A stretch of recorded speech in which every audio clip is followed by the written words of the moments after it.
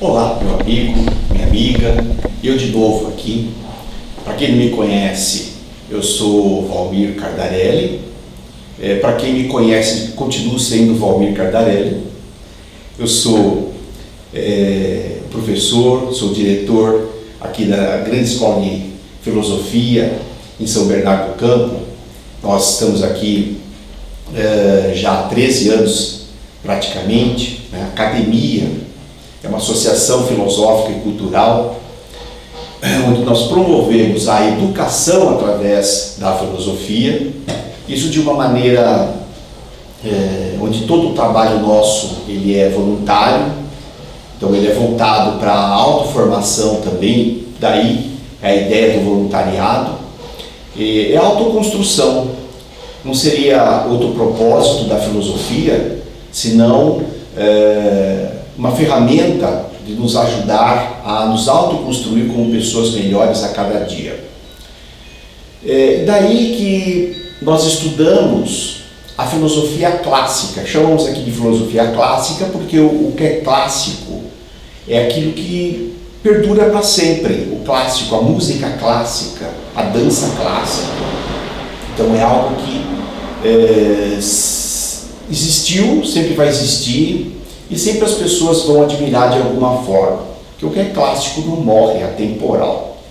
Então, tiramos daí a ideia da filosofia clássica, essa filosofia clássica que é uma filosofia esotérica, que é a filosofia que busca promover o melhor do homem, porque não faz sentido algum estudarmos filosofia apenas para nos intelectualizarmos, para falarmos bonito, e a nossa vida, então, não muda em nada.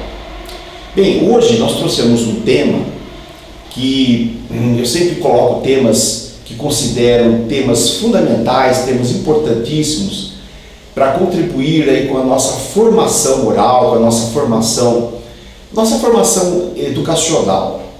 Porque entendemos que se nós quisermos de fato mudarmos o mundo, seguirmos para um mundo novo e melhor, que essa que é a ideia, nós necessariamente temos que mudar o mundo a partir de nós mesmos. Então, de nada adianta eu aqui falar mal da classe política do Brasil, do mundo, falar mal da classe artística, falar mal deste ou daquele, se no meu contexto individual eu em nada me proponho a mudar. Então seria simplesmente extrapolar, colocar a culpa fora, seria uma fuga da minha própria responsabilidade sobre mim mesmo. Então nesse diapasão, trouxe aqui um tema chamado A Utilidade como Lei, onde nós vamos conversar aqui rapidamente, vou procurar trazer alguns elementos para que você, ouvinte, possa pensar um pouco mais sobre esse tema.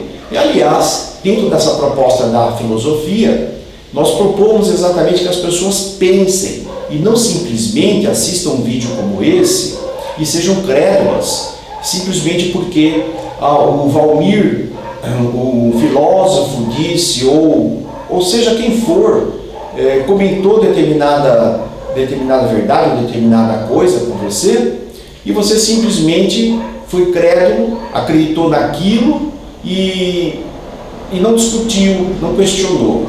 Então, uma das primeiras lições que nós ensinamos aqui na escola é que não acredite em nada, em absolutamente nada, seja de quem venha, inclusive as nossas aulas. Então pesquise, vivencie isso, coloque isso na sua vida, pense, reflita.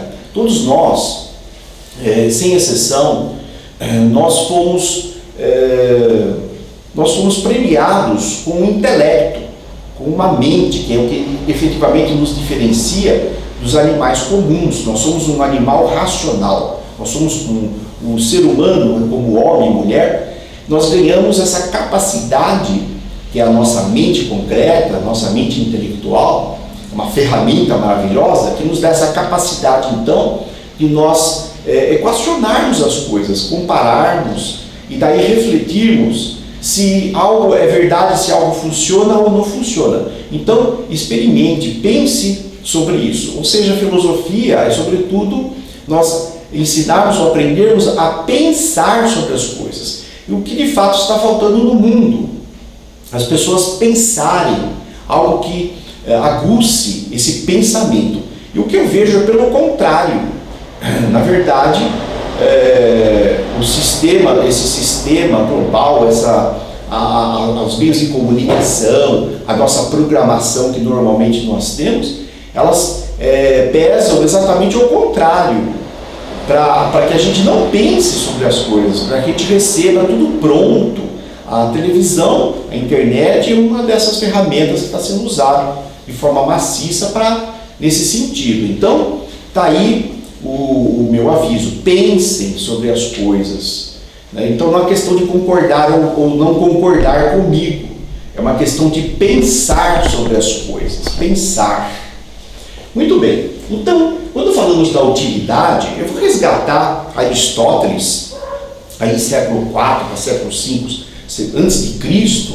Aristóteles, um grande mestre, aí, vamos dizer assim, do berço da filosofia grega, de onde vem essa filosofia nossa, filosofia clássica.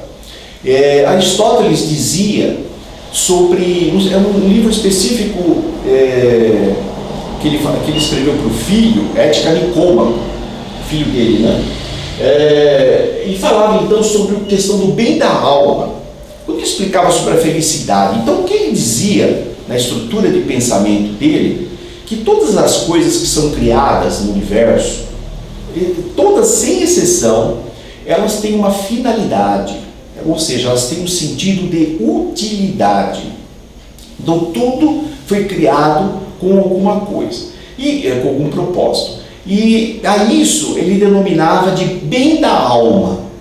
Então dizia ele que o sol, como um ser vivo, essa era a visão grega, de que todas as coisas tinham vida. O sol, como um astro-rei, uma estrela, nós sabemos hoje, ele tinha um propósito de alma, que chamava do bem da alma. Então esse propósito da alma tinha a ver diretamente com a missão e pelo qual o sol não somente foi criado, como ele se mantém como criação até um determinado momento, onde um dia terá um fim na forma.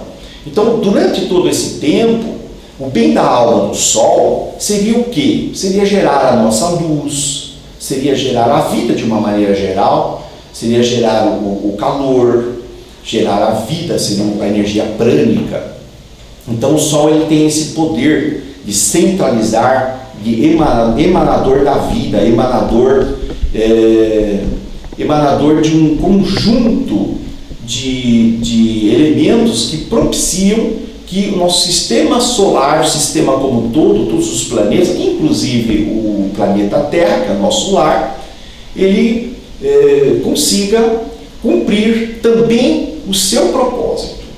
Ou seja, então todos os planetas, cada um deles na sua característica própria, então teria aí o seu propósito, o seu bem da alma. Então se nós pegarmos, por exemplo, um animal, seja ele qual for, ele vai ter ali um bem da alma, ou seja, o propósito de vida desse animal, como pertencente do reino animal, ou características personalísticas, que seriam as características próprias do animal, ou de um inseto, ou até de um bem físico. Vamos exemplificar aqui.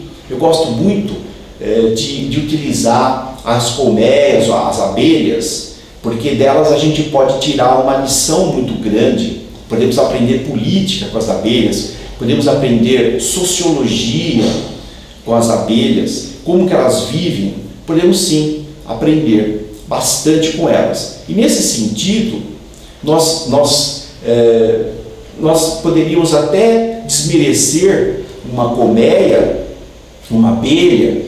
No entanto, quando você conversar um dia com um agricultor, que alguém que cuida de um pomar, e vai dizer: olha, se nós tirarmos as abelhas daqui, simplesmente o pomar perde o sentido. O pomar perde o sentido. Por quê? Porque são as abelhas que polinizam. Ou seja, elas têm uma função, quando elas entram na flor, de pegar o pólen normalmente capturam esse pólen no aspecto masculino de uma flor e depois, batendo as suas asas, sentando, na mesma flor, ela leva esse pólen que traz aí o elemento masculino, como se fosse um espermatozoide, conduz ao óvulo da flor, ao ovário da flor.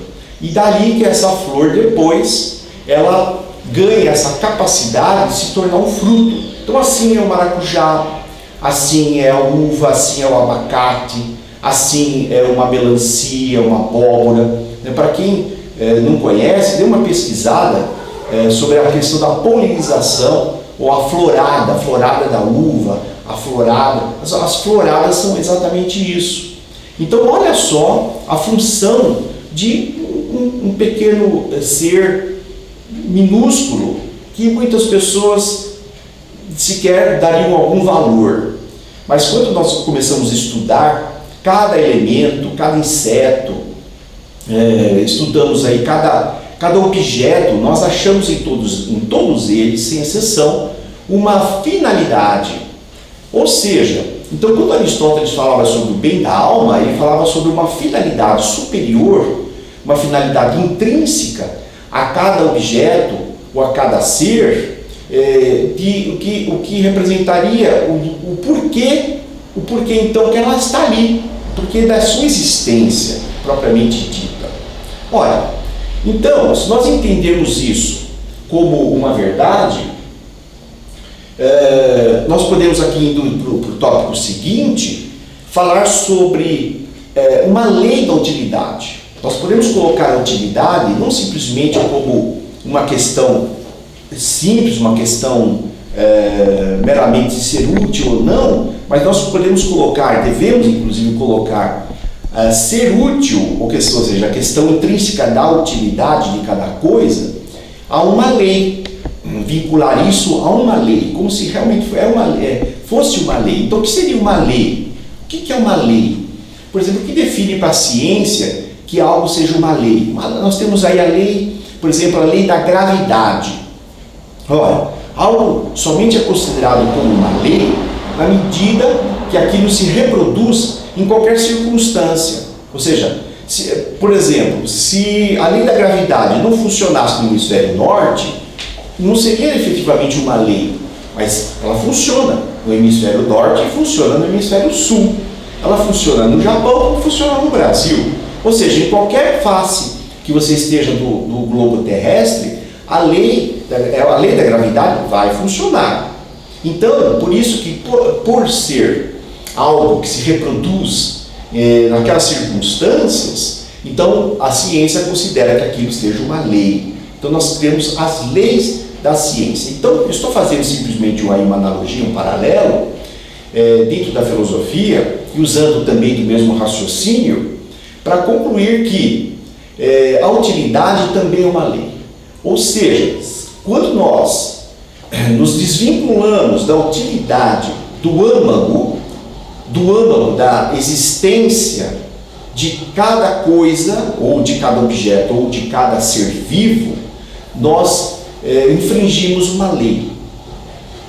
Ora, infringir a lei implica sempre em enfrentar os resultados dessa infração, tá certo? Então, se eu, por exemplo, vou infringir a lei, quero infringir a lei da gravidade, eu salto de um local alto sem proteção nenhuma, com certeza eu vou me machucar, né? Eu vou me ferir. Ora, então quando nós tentamos infringir aí a lei da utilidade, e por ser lei ela vai se manter, então vai trazer uma reação com certeza, e essa reação vai ser proporcional, como vimos na aula anterior, proporcional à ação que eu tive com relação no que eu fui contrário a essa lei. Então ela vai me dar uma resposta, que ela vai me lembrar: olha, Valmir, eu sou a lei da utilidade, então você nasceu para ser útil. Então nesse patamar nós colocamos sim o ser útil, né, o estado de utilidade, como uma lei e algo que deveria ser natural do homem. Então é muito simples nós questionarmos alguém: para que serve, por exemplo, uma bacia? Alguém vai dizer: olha, uma bacia é para lavar né? Salada, fazer essas coisas. Para que serve um grampeador? Para grampear. Né? Para que serve uma abelha? Eu acabei de falar, a abelha, entre tantas funções, para polinizar, para fazer o mel, não é isso? E tantas outras coisas. No entanto, quando nós perguntamos qual é a finalidade, qual é a utilidade do ser humano, qual seria efetivamente a razão pela qual nós existimos? Bom, aí nós gaguejamos, com certeza nós perdemos, provavelmente perdemos a noção do que seja o ser humano com relação a outros animais, a outros seres vivos, ou até mesmo um objeto. Nós sabemos para que serve um grampeador, mas nós não sabemos para que serve um ser humano. E daí então começa a se desenvolver muitas conjecturas. O ser humano, eu já perguntei para muitas pessoas, às vezes em sopetão, para que você serve? Para que foi criado o ser humano? Afinal de contas, para que serve o reino nominal no planeta? Alguns até dizem, puxa vida, eu tenho uma solução até para resolver a questão ambiental. Se nós tirássemos o homem, eu já ouvi muitas vezes isso, já até li isso em lugares sérios. Se nós tirássemos o homem, tudo estaria resolvido, é verdade. Realmente. Né? Os rios voltariam a se despoluir. A mata, em pouco tempo, em 2, 3 anos, ela tomaria a cidade, como aconteceu com a civilização Inca, Maia, com as civilizações antigas, perdidas aqui no Amazonas, ali, Acre, toda aquela região, Bolívia, Colômbia, se perderam, porque muito tempo o homem afastado das obras, da arquitetura, a floresta retoma, ou seja, ela tem uma capacidade de regeneração. Então é óbvio, né, que quando o homem está vivendo sobre o planeta, ele vai acabar ocupando um espaço e vai colocar então a sua função, muitas vezes distorcida, do que de fato seja seu princípio de utilidade. No entanto, ela vai fazer uma diferença no que tange aí a nossa condição global, na condição ecológica. Então a solução, eu creio que não estaria em eliminar a raça humana, por exemplo, como eu já ouvi algumas coisas absurdas de ecologistas dizendo que o grande problema da ecologia era o homem, né? É claro que quando você diz isso, você chama a sua responsabilidade, não eliminar o homem, mas sim alterá-lo, sim transformá-lo em algo melhor, e transformá-lo, quiçá, num homem de verdade. E quando eu digo isso, transformá-lo num homem de verdade, eu estou falando também da lei, né, do princípio da utilidade. Então eu volto à pergunta: para que nós nascemos? Para que existe a humanidade? Talvez seja essa a grande questão que nós temos que nos reperguntar, nós temos que repensar para que nós estamos aqui no planeta. Eu creio que com essa perda de vínculo com a origem das coisas que nós temos em geral hoje, nós não sabemos nem por que trabalhamos, não sabemos por que vivemos, nós não sabemos por que constituímos família, nós perdemos essa relação, esse vínculo com a etimologia das coisas, com o espírito das coisas. E uma outra questão que nós perdemos também foi a etimologia e esse vínculo com o sentido da utilidade. E daí então que nós, perdendo esse sentido de utilidade, isso acaba explicando o porquê. Então no mundo nós exercemos esse papel tão inócuo, esse papel tão chega a ser um papel até ridículo de um ser humano, quando ele coloca a sua vida, coloca o seu tempo, ele coloca a sua energia, suas capacidades criativas que são imensas e próprias de um ser vivo, de um filho, de uma consciência maior, que está, alguém queira chamar filhos de Deus. Com certeza somos produtos, somos resultados, né, dessa grande consciência que nós não compreendemos, e nós nos restringimos a uma vida medíocre, a uma vida simplesmente voltada ao culto, o culto do corpo e o culto da matéria. Ou seja, vivemos uma vida restrita a buscar fama, buscar propósitos de riqueza material, dinheiro, simplesmente isso, e prazeres, de uma maneira geral, prazeres. Tanto é que, se nós analisarmos aí o contexto social, da maneira com que a sociedade vive cotidianamente, nós vamos encontrar um grande vazio de utilidade. Nós vamos encontrar pessoas que estão ali preocupadas em terminar o dia, por quê? Porque elas querem precisam tomar aquela cerveja, e não é aquela cerveja, são aquelas cervejas. Elas precisam falar mal do chefe, falar mal da empresa, que até então ela estava trabalhando, que é essa mesma empresa que no dia 5, lá no dia 20, vai depositar o dinheiro lá do salário, do honorário dela. Então, nós não sabemos mais por que vivemos. Vivemos em razão de um churrasco no final de semana, ou vivemos em razão de falar mal do governo, de falar mal do artista tal, de falar mal de alguém, e isso tudo, na verdade, eu estou falando das inutilidades da vida, das coisas fúteis, das coisas que não se propõem exatamente a colocar o homem no seu eixo, na sua proposta de utilidade pelo qual ele nasceu, né? Voltando então ao bem da alma que Aristóteles falava, o bem da alma seria o porquê nasci, o porquê vivo e o porquê vou morrer. Então, nesse sentido, me fez lembrar agora aquela música do Raul Seixas, né? Onde ele falava que vai morrer com uma boca escancarada, cheia de dentes, está ali esperando no apartamento, esperando a morte chegar, ou seja, uma vida inútil, uma vida sem propósito, sem propostas elevadas. Bem, a lei da utilidade versus a lei da economia. Então, nesse mesmo contexto, aí, nesse mesmo diapasão do que eu estou falando, nós podemos perceber que nada existe do universo que não exista intrínseco uma proposta de utilidade para aquilo. Então, se nós analisarmos, podemos questionar para que serve um meteorito, né? Para que serve isso realmente está a mais no universo? Eu não creio que seja assim. Seria a mesma coisa que falar aqui que as minhas sobrancelhas estão a mais. Poderíamos tirar aqui as sobrancelhas ou que o cabelo.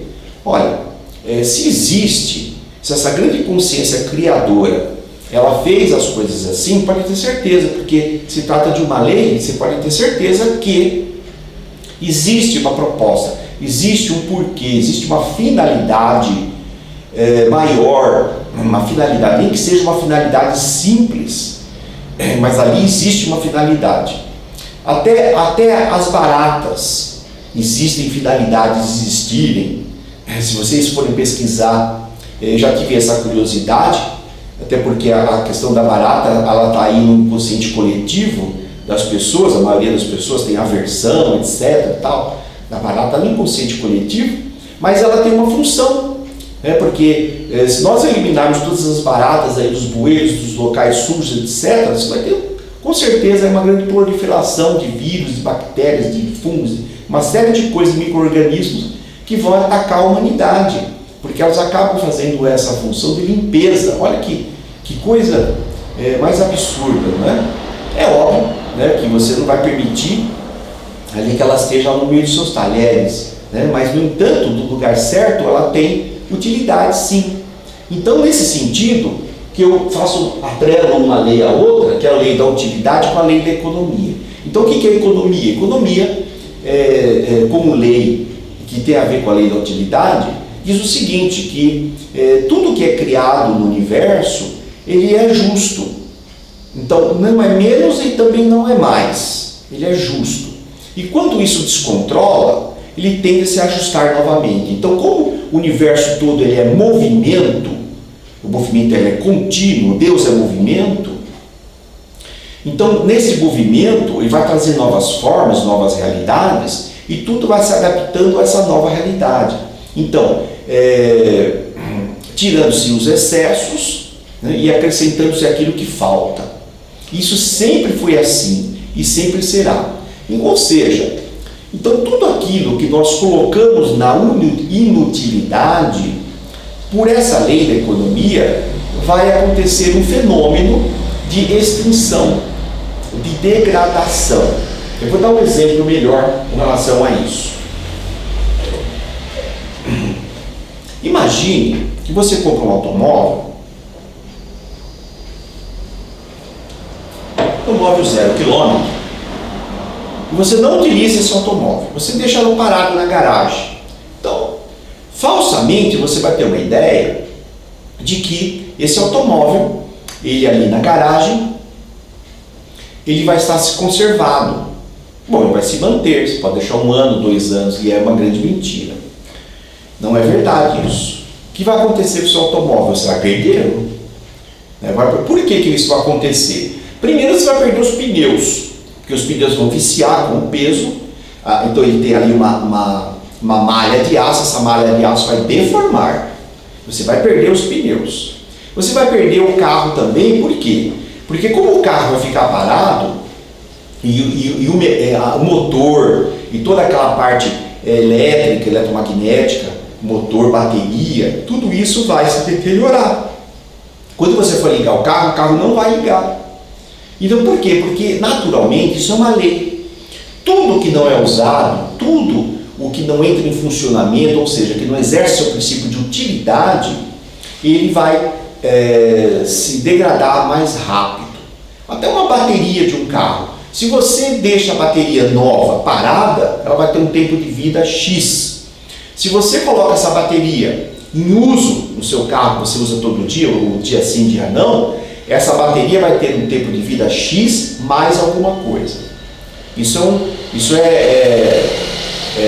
uma questão técnica. É só perguntar para um eletricista de autos e ele vai te falar isso, porque eu já perguntei, eu já tive esse tipo de problema. Então por que funciona assim? Porque quando você usa, então tudo circula, então você ganha vida, porque existe uma energia, que é energia prânica, energia de vida e vital, inclusive numa bateria, inclusive num carro, em qualquer objeto, que quando você usa, aquilo se movimenta.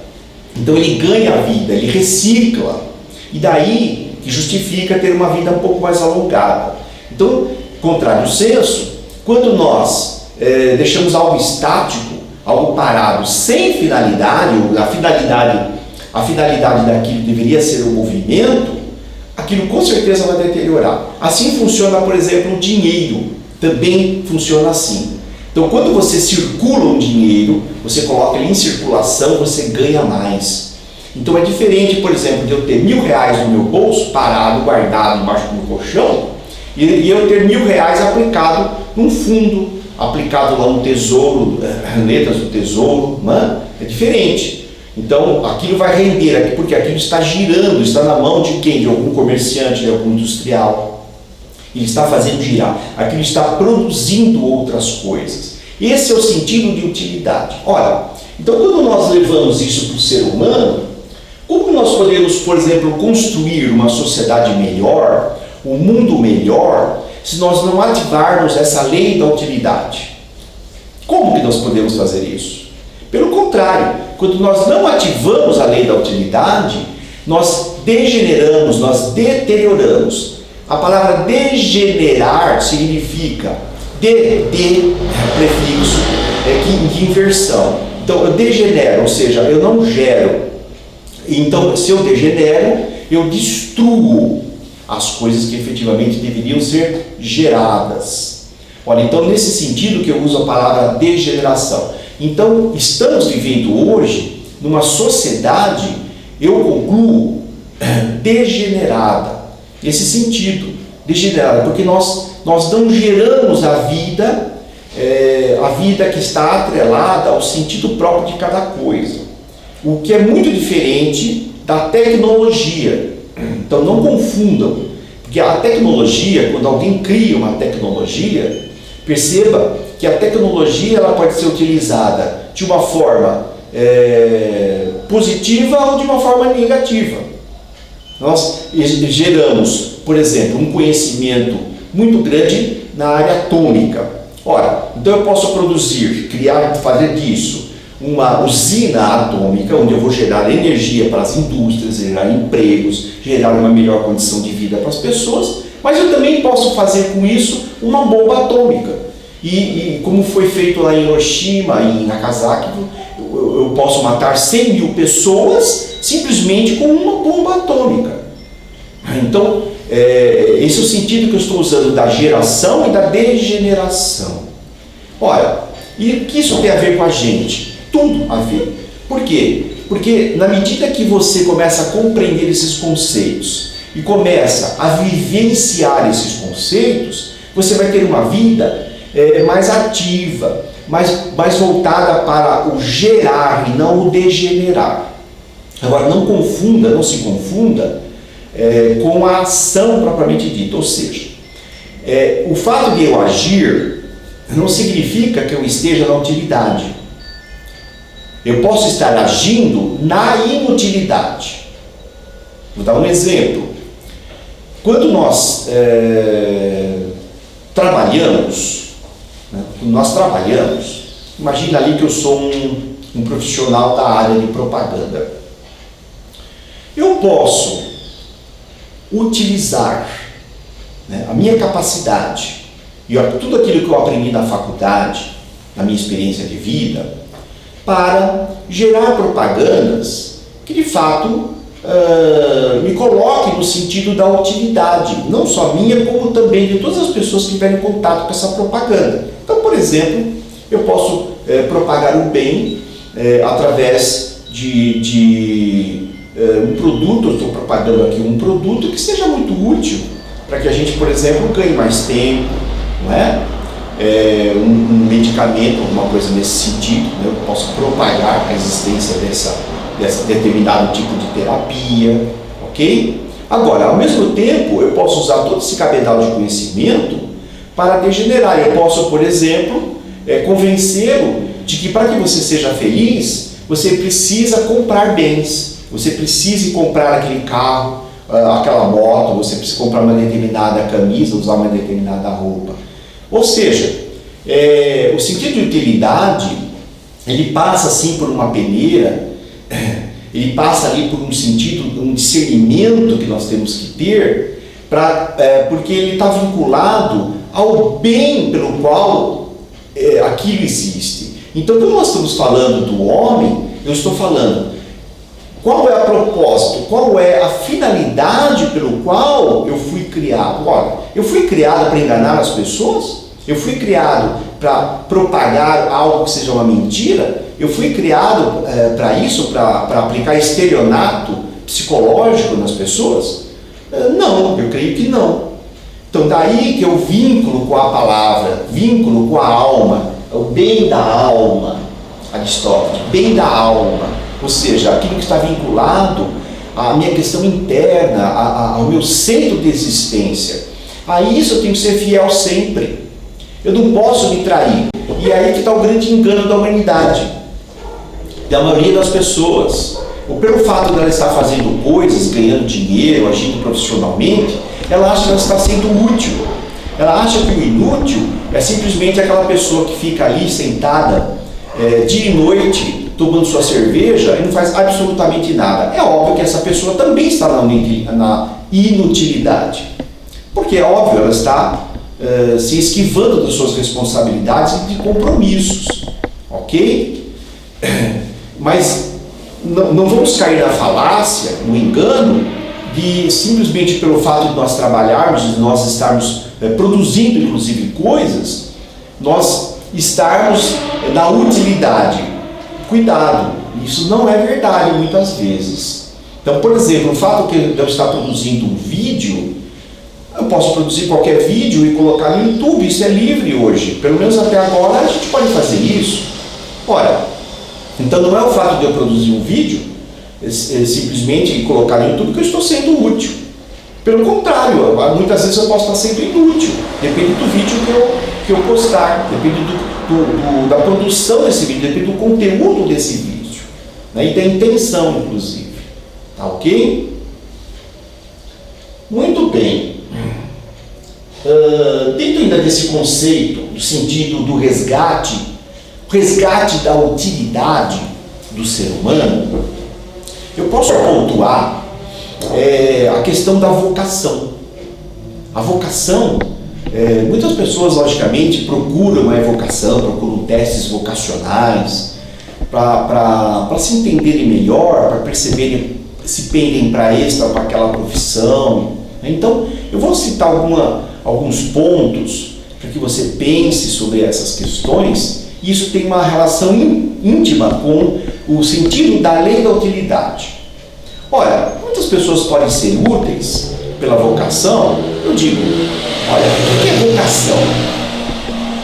Vamos lá, a etimologia da palavra. Vocação. Vocar significa de boca, chamar. Vocar ou invocar, né? Chamar, ao chamado. Vocação. Olha, vocar o quê? Chamado à ação. Então, vocação é o chamado à ação. Esse é o sentido, o sentido primário da palavra. Vocação. Olha, vocação, mas o que é chamar? Chamar quem? Chamar o quê? Esse é o sentido de que o Espírito, ele chama a matéria. Então vamos lá, nós somos, eu vou simplificar aqui e vou dividir o homem em duas partes, simplesmente. Uma parte é ego superior e a outra é o ego inferior. Então ego em grego significa eu, o eu superior e o eu inferior. O ego, então, superior, ele está conectado, o ego superior está conectado com a nossa razão de existência, que é o nosso bem da alma. A razão seria a consciência. Então, se alguém perguntar quem é você, você não pode dizer que sou o ego inferior, que normalmente a gente responde, olha, eu sou o Valmir, eu tenho 1,70 m, eu tenho 60 anos, eu tenho, e o meu sexo é tal. Isso não é. Você tá na verdade respondendo que é o ego inferior. Mas quem é você de fato? Eu sou o ego superior. Em essência, sou uma consciência divina, que foi partilhada, que foi colocada em diversas facetas, sou uma delas. Portanto, eu tenho meu ego inferior. Ora, então, o que é a vocação? É quando o ego superior invoca, chama o ego inferior à ação. De uma maneira geral, isso tem a ver com a reminiscência da alma, que Platão também falava, que são as lembranças que nós temos sobre a nossa natureza humana. Então, daí que vem o chamado, a vocação. Ora, Valmir, o que você está fazendo? Vem a ação, vem a utilidade do seu ser. É isso que é vocação. Agora, a vocação, a gente acaba aí usando a vocação nas terminologias mais comuns, usamos como sinônimo do que aquilo que nós gostamos mais. Na verdade, aquilo que nós gostamos mais, eu estou definindo aqui outra semântica, que não muda nada, a gente pode chamar de talento.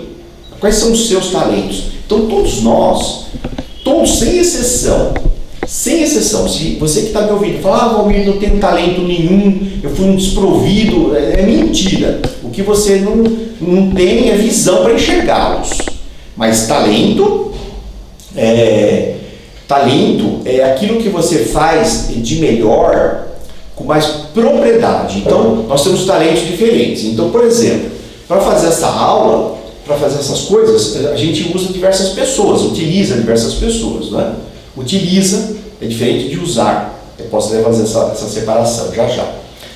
Nós utilizamos diversas pessoas. Por exemplo, tem alguém aqui que sabe mexer na câmera, né? Ele está mexendo toda hora na câmera, então vocês estão vendo balançar a câmera, é porque ele está mexendo, que é o Mário, né? Então ele está mexendo na câmera. Muito bem. Mas ele tem um talento disso. Se ele não viesse hoje, ele não conseguiria falar algo, porque eu não sei exatamente como funciona essa câmera. Então, é um talento. Ele tem um talento para esse tipo de coisa, para filmes, ele gosta disso. Então, se eu tenho uma indicação de um filme, pergunto para ele. Talento. Existem talentos artísticos, pessoas que têm talentos para mecânica, talento para engenharia, diversos talentos. Então, talento, gente, é aquilo que você faz melhor, que as pessoas gostam. Alguém, você tocou uma gaita, fala, você toca tão bem, toca de novo. Com certeza você tem um talento artístico aí. Aí você desenha, desenho, talento, né? Normalmente é assim. Então isso é um talento. Aquilo que você foi municiado, vamos dizer, nessa existência, de tendências daquilo que você faz melhor. E normalmente quando nós fazemos isso, a gente não vê o tempo passar. É gostoso, né? Gostoso. Você gosta, você quero fazer de novo, amanhã você está fazendo de novo. Então você gosta daquilo. Alguns adotam isso como hobby, outros como profissão. Profissão é outra coisa. Profissão é aquilo que você exerce normalmente, profissionalmente, ou seja, na maneira do mercado de trabalho, onde muitas inclusive são regulamentadas, como por exemplo a profissão do psicólogo, a profissão do fisioterapeuta, a profissão do médico, a profissão de um contador, a profissão de um advogado, de um economista. Então existe até o Conselho Regional de Economia, então existem até os conselhos ou as ordens, como é o caso da OAB, a Ordem dos Advogados do Brasil. Então eles se associam, existe uma legislação. Alguns têm talento para moto, né, para entregador. Aliás, estamos precisando muito deles. Os entregadores, somos muito gratos, estão entregando nossa comida aí nessa época de pandemia. Então são os talentos de cada um, tá certo? E as profissões exercidas são aquilo que você escolhe para exercer o seu talento em atendimento a uma vocação. Ou seja, um alinhamento de vocação, talento e profissão. Daí que melhora a nossa compreensão sobre o sentido da utilidade. Então, o que é nos colocar em utilidade? Não necessariamente você precisa trabalhar esse sentido que a gente diz, né, sobre esse regime de CLT, ou ser um profissional liberal. Não necessariamente. A vocação, o sentido de utilidade, está em tudo aquilo que você faz. Seja uma profissão regulamentada ou não, seja uma atividade remunerada ou não, seja uma atividade reconhecida como trabalho ou não, porque na verdade tudo é trabalho. Tudo que você faz é trabalho. E tudo que você faz é uma atividade que deveria estar vinculada ao sentido da utilidade. Ou seja, nada que a gente fizesse na vida deveria ser desvinculado do sentido da utilidade. Inclusive os nossos momentos dos ócios. Os nossos momentos de lazer. Porque até o próprio lazer, ele tem uma utilidade, que é de recompor, reconstituir a sua condição psicológica, a sua condição física, né, dentro de um sistema para que você reconstitua no sentido de ser útil, de continuar sendo útil. Por exemplo, não é pelo fato de você dorme lá 6, 7, 8 horas por noite que você está inútil. Algumas pessoas já ouvi também dizendo assim, puxa vida, por que a gente não dorme menos, que eu quero ser mais útil? Eu quero produzir mais. Olha, tem um erro. Primeiro produzir o quê? Lembre-se que eu falei que tudo que você produz tem que estar vinculado ao espírito da utilidade, ao espírito do bem da alma, que Aristóteles falava. E segundo, que dormir é sim parte do sentido da utilidade, porque quando você dorme, você se reconstitui, você se regenera. Olha a regeneração, né? Eu vou me regenerar, ou seja, eu vou trazer a minha forma de gerar novamente, minha capacidade geradora, tá certo? Então é muito importante sim o descanso, a siesta lá que você faz depois do almoço, dos seus 10, 15 minutinhos, não são 2 horas, né? São 10, 15 minutinhos. Ou aquela noite bem dormida, que vai te fazer muito bem, tá ok? Então, a nossa vocação, talentos e profissão são sim aí um caminho enorme para que, bem trabalhado, bem constituído, bem pensado, a gente possa sim se reconectar com esse sentido de utilidade e nos autoconstruirmos como pessoas melhores, pessoas úteis. Então, agora eu vou fazer um contraponto aqui de como o sentido de utilidade foi perdido. Nós normalmente não utilizamos as coisas e as pessoas. Nós usamos as coisas e as pessoas. Então percebam, por exemplo, eu sempre no supermercado, uma coisa que eu observo, é o carrinho do supermercado. Nós pegamos ali um carrinho e levamos, não digo todo mundo, é óbvio, né, que tem uma boa parte das pessoas que tem consciência, mas observe, você usa o carrinho para colocar os produtos ali que você compra, passa no caixa, leva para o teu carro, coloca as coisas no porta-malas e empurra o carrinho. Ou seja, esse é um exemplo, né, de que nós usamos as coisas. Utilizar é diferente. Utilizar, você faz uma conexão com respeito com as coisas e as pessoas e os animais. Então, o nosso sentido de usar as coisas é um sentido grosseiro e desumano. Isso não está ligado à humanidade, está ligado à desumanidade. Então, por exemplo, nós temos lá uma criação de frango, os frangos têm que botar 4, 5 ovos, as galinhas têm que botar 4, 5 ovos por dia, quando na natureza ela põe 1, 2 ovos. Não, mas a gente faz através de sistemas mecânicos. Então, nós usamos. E aí depois vira farelo. Nós usamos os animais. Daí que vem esse conceito, que eu não concordo muito, mas isso aí eu vou dar uma outra aula sobre isso, eu posso preparar uma aula sobre isso, a questão do ser vegetariano ou ser vegano a qualquer custo, porque eu sou contra isso, ou talvez haja um outro engano aí. E o engano é o seguinte: nós devemos aprender a utilizar as pessoas e as coisas e não usar. Então, utilizar significa conduzi-los à utilidade, ou seja, a serem úteis. Quando você faz isso, você chama o respeito, que é uma qualidade. A segunda qualidade do amor, o respeito.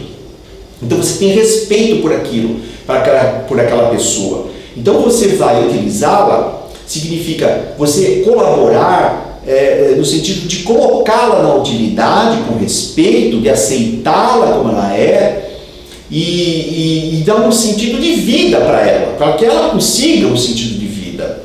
Um objeto, um animal é a mesma coisa. Nós não podemos usar os animais. Usamos hoje o cachorro, o gato.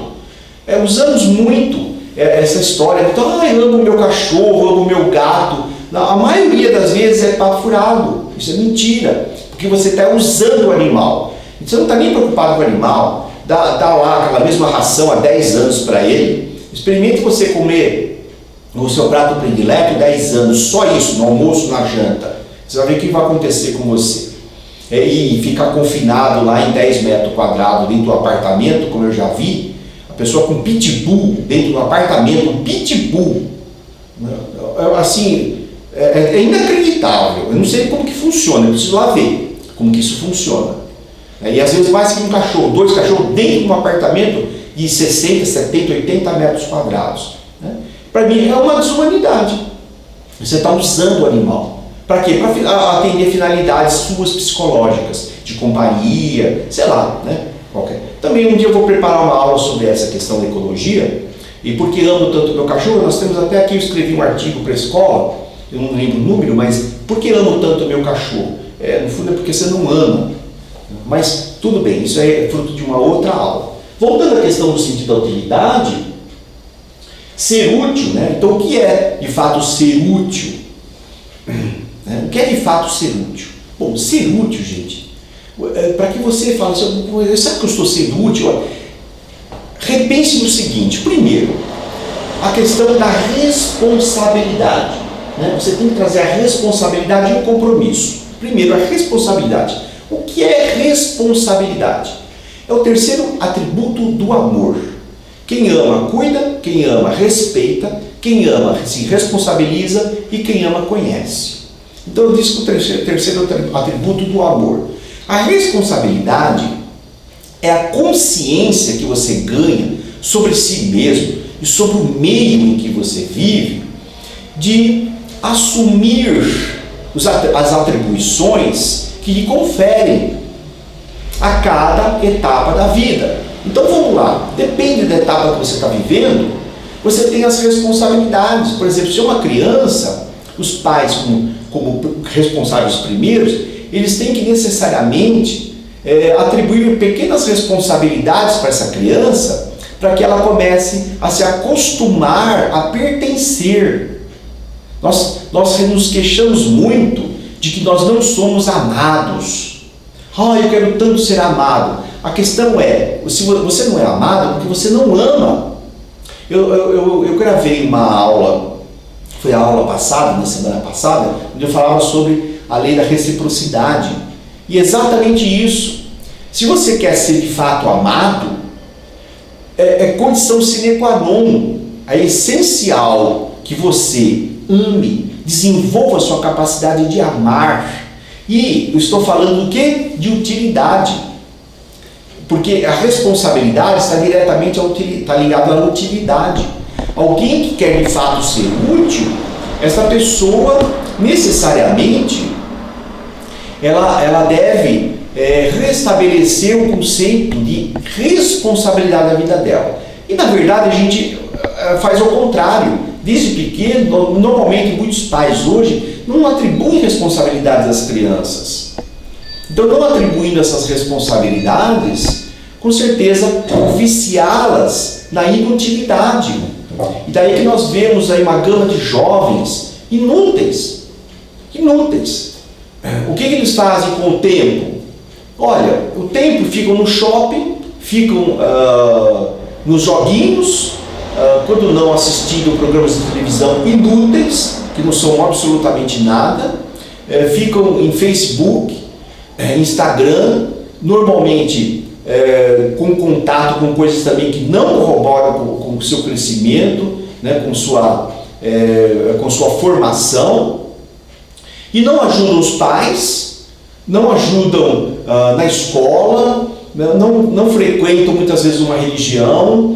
De uma certa maneira, eu estou tecendo assim, uma coisa obviamente genérica, mas que abrange a grande maioria da juventude que vem. Por quê? Porque os pais também estão em inutilidade.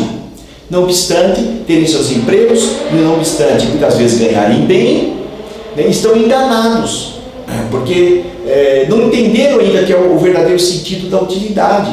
Como eu disse no começo da aula, estão fazendo coisas, e fazer coisas não é sinônimo de ser útil, né? Só reprocessando para que vocês não percam esse fio, né? Esse para mim é o fio da meada, é o fio da aula de hoje, essa conexão intrínseca que existe entre fazer algo e fazer algo conscientemente conectado com o bem da alma pelo qual você existe.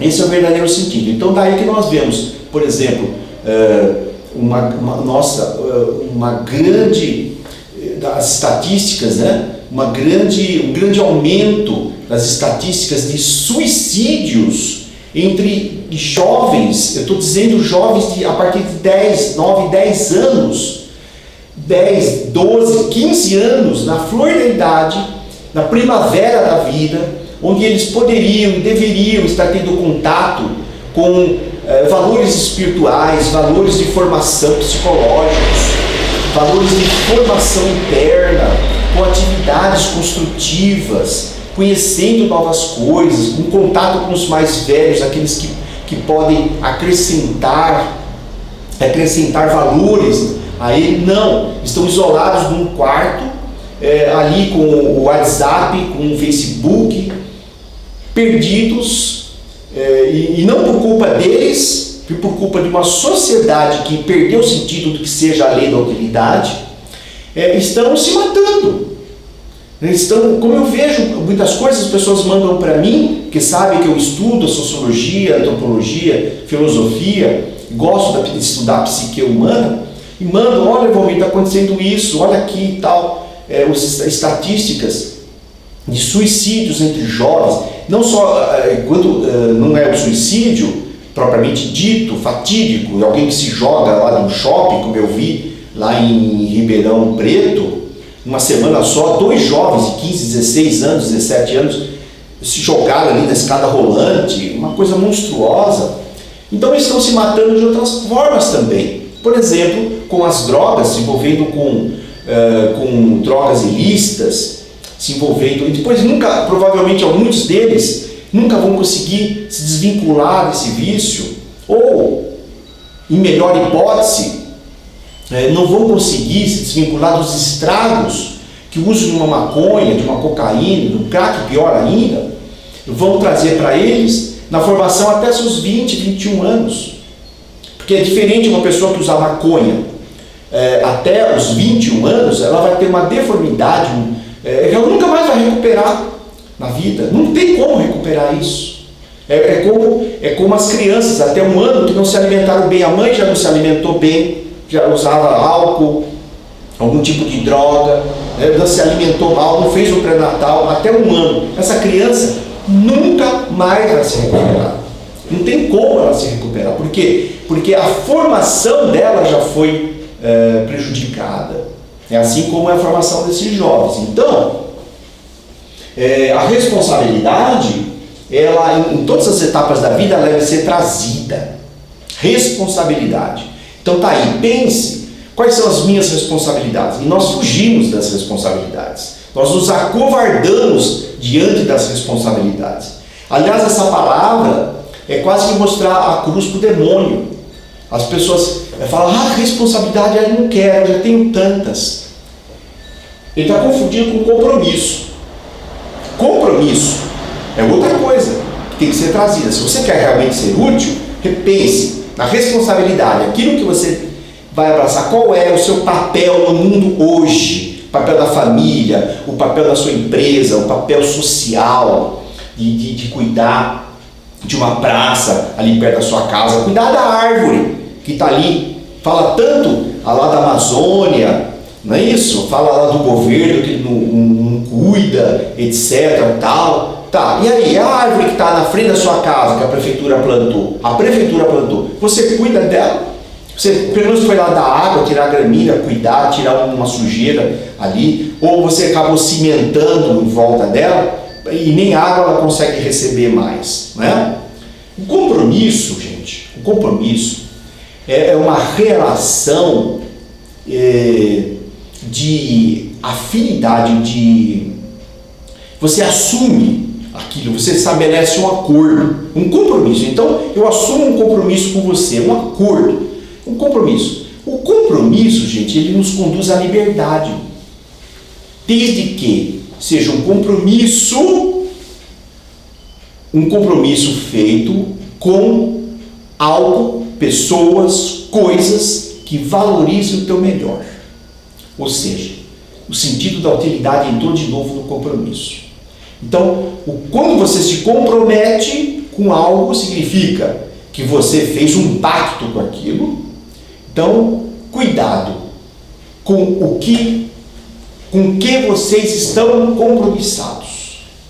Outra palavra demoníaca, compromisso. É só você falar isso aqui na escola e as pessoas fogem, que é o trabalho voluntário. Todo mundo sai correndo. E na verdade, deveria correr para abraçar. Por quê? Porque o compromisso correto é exatamente a ferramenta, é o caminho da autoconstrução de um ser humano. Se você quiser de fato ser uma pessoa melhor, para contribuir melhor com o mundo, busque os compromissos corretos. Algumas pessoas podem dizer assim, eu não quero compromisso nenhum, Valmir, eu quero ser livre. Eu nunca vi um maior engano que esse. Por quê? Primeiro, que ser livre não é ser libertino, não é ser indolente, não é procrastinar as coisas. Ser livre é você poder agir dentro da lei. Isso que é ser livre. Fora isso, é ser escravo. Então, quando você não quer compromisso nenhum, você já tem um compromisso, que é com o teu pior. Não tem como. O Maomé dizia assim, não há como você montar 2 camelos ao mesmo tempo. Ou então, não há como você servir Deus ao diabo ao mesmo tempo. Não há como você fazer isso. Porque exatamente o ensinamento é esse. Não há como você ter um compromisso elevado e ao mesmo tempo ter um compromisso que te leve para baixo. Então, quando você não assume compromissos elevados com coisas que de fato alimentem a tua alma, você já está compromissado com o teu pior. Então você está compromissado ali com aquele programa ridículo da televisão, você está compromissado com aquele passatempo que você utiliza, aqueles joguinhos lá que não vão te levar a nada.